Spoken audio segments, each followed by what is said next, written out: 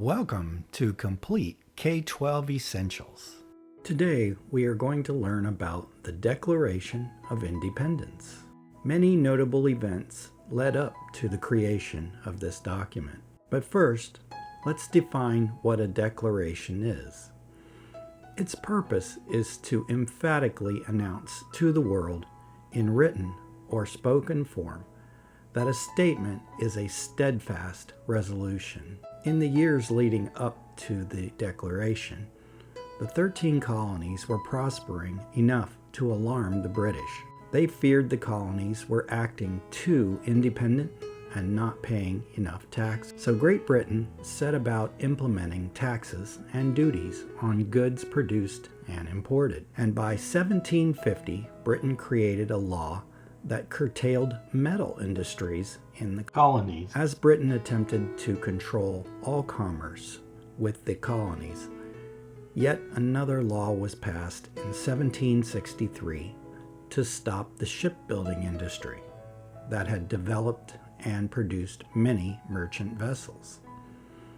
As dissent grew in the colonies, resistance was actively reported in the newspapers, and tensions between Great Britain and the colonies were too much to ignore. By 1775, a revolution was underway where the colonies were demanding independence from the oppressive British rule.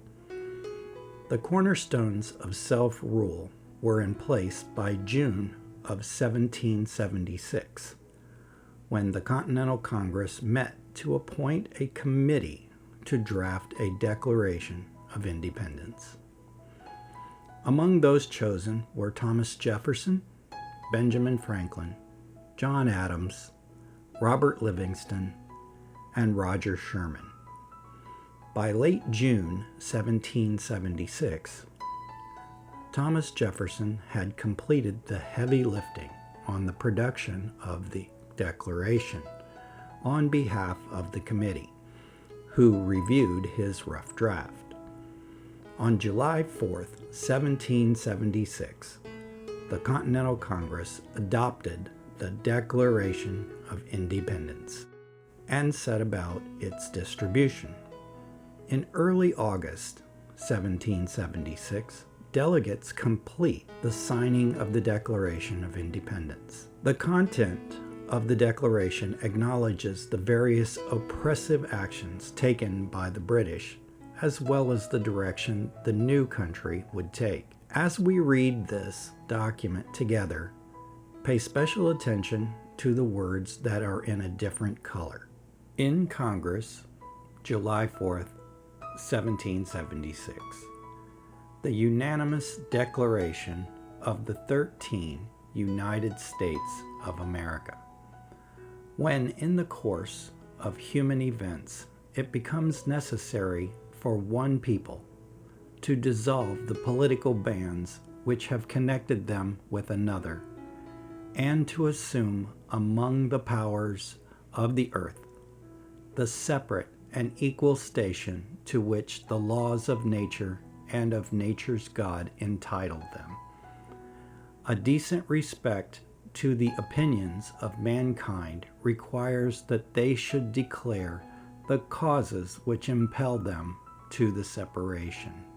We hold these truths to be self-evident, that all men are created equal, that they are endowed by their Creator with certain unalienable rights, that among these are life, liberty, and the pursuit of happiness. That to secure these rights, governments are instituted among men, deriving their just powers from the consent of the governed. That whenever any form of government becomes destructive of these ends, it is the right of the people to alter or to abolish it, and to institute new government. Laying its foundation on such principles, and organizing its powers in such form as to them shall seem most likely to affect their safety and happiness. Prudence, indeed, will dictate that governments long established should not be changed for light and transient causes.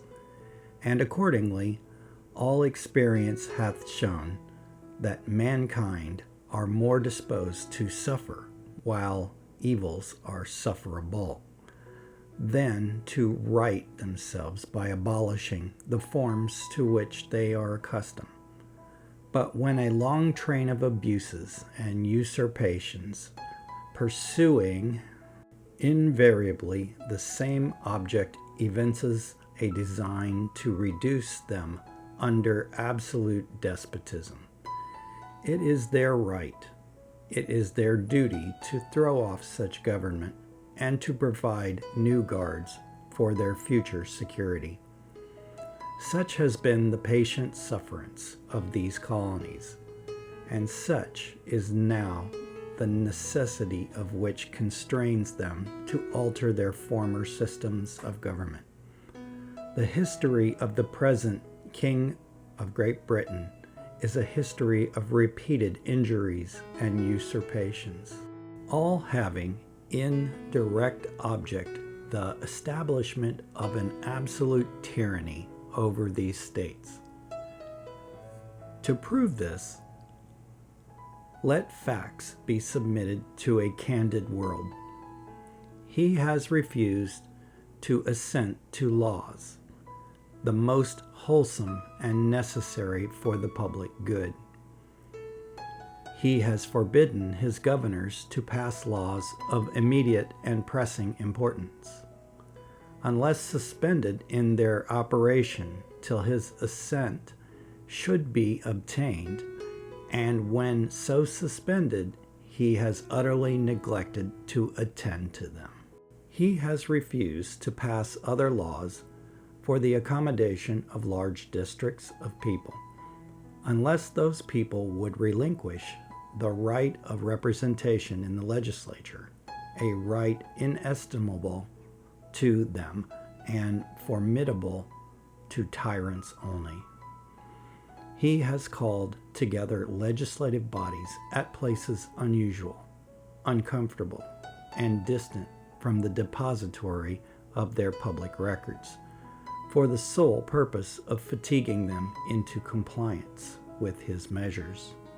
He has dissolved representative houses repeatedly, for opposing with manly firmness his invasions on the rights of the people.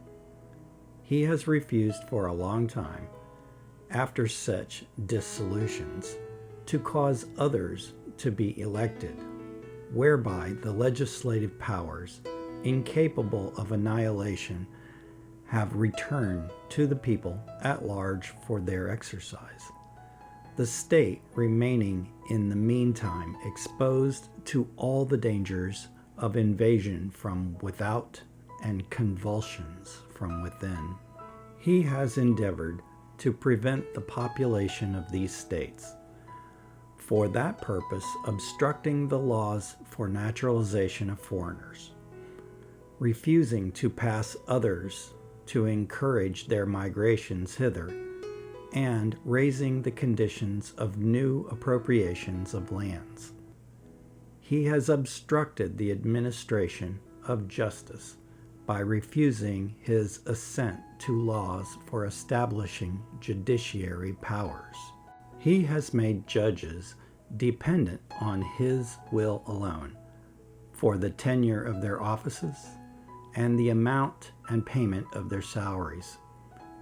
He has erected a multitude of new offices and sent hither swarms of officers to harass our people and eat out their substance.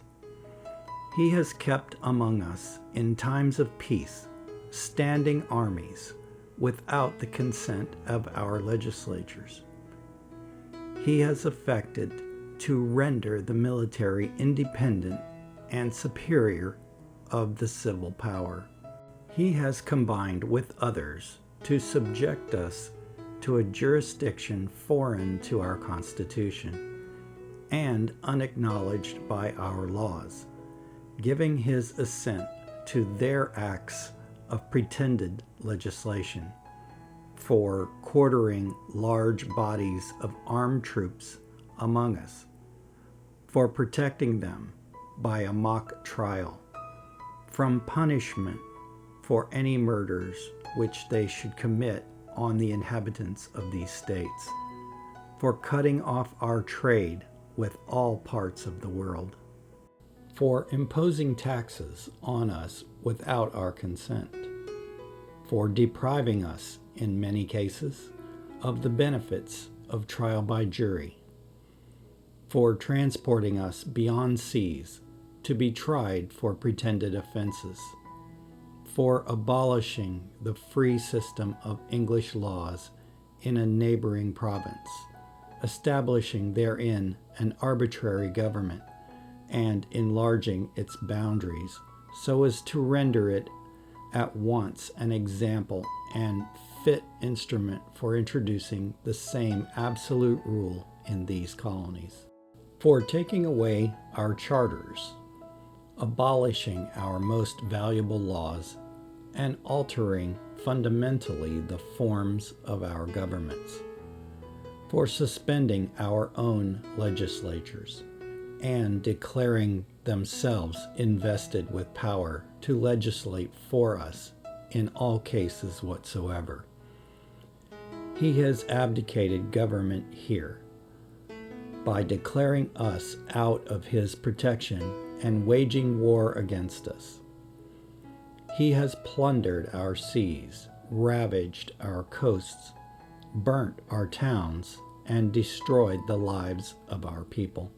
He is at this time transporting large armies of foreign mercenaries to complete the works of death, desolation, and tyranny, already begun with circumstances of cruelty and perfidy scarcely paralleled in the most barbarous ages, and totally unworthy the head of a civilized nation.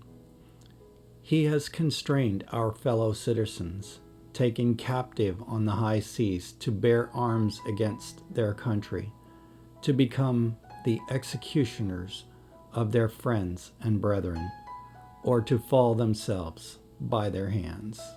He has excited domestic insurrections amongst us, and has endeavored to bring on the inhabitants of our frontiers, the merciless Indian savages, whose known rule of warfare is an undistinguished destruction of all ages, sexes, and conditions. In every stage of these oppressions, we have petitioned for redress in the most humble terms. Our repeated petitions have been answered only by repeated injury.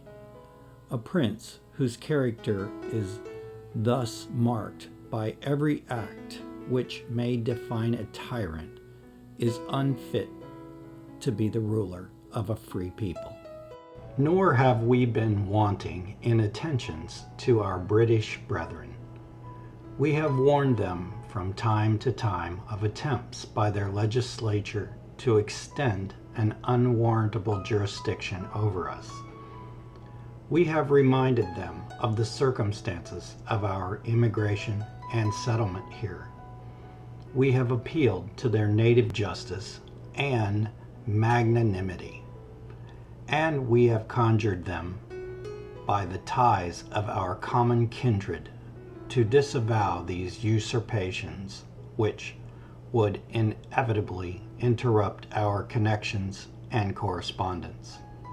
They too have been deaf to the voice of justice and of consanguinity. We must, therefore,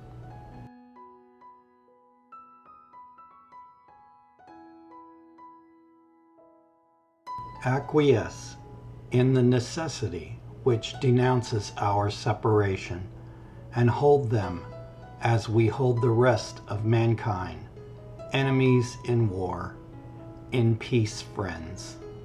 We therefore, the representatives of the United States of America in General Congress, assembled, appealing to the supreme judge of the world for the rectitude of our intentions, do in the name and by authority of the good people of these colonies solemnly publish and declare that these united colonies are and of right ought to be free and independent states, that they are absolved from all allegiance to the British Crown, and that all political connection between them and the state of Great Britain is and ought to be totally dissolved, and that as free and independent states they have full power to levy war,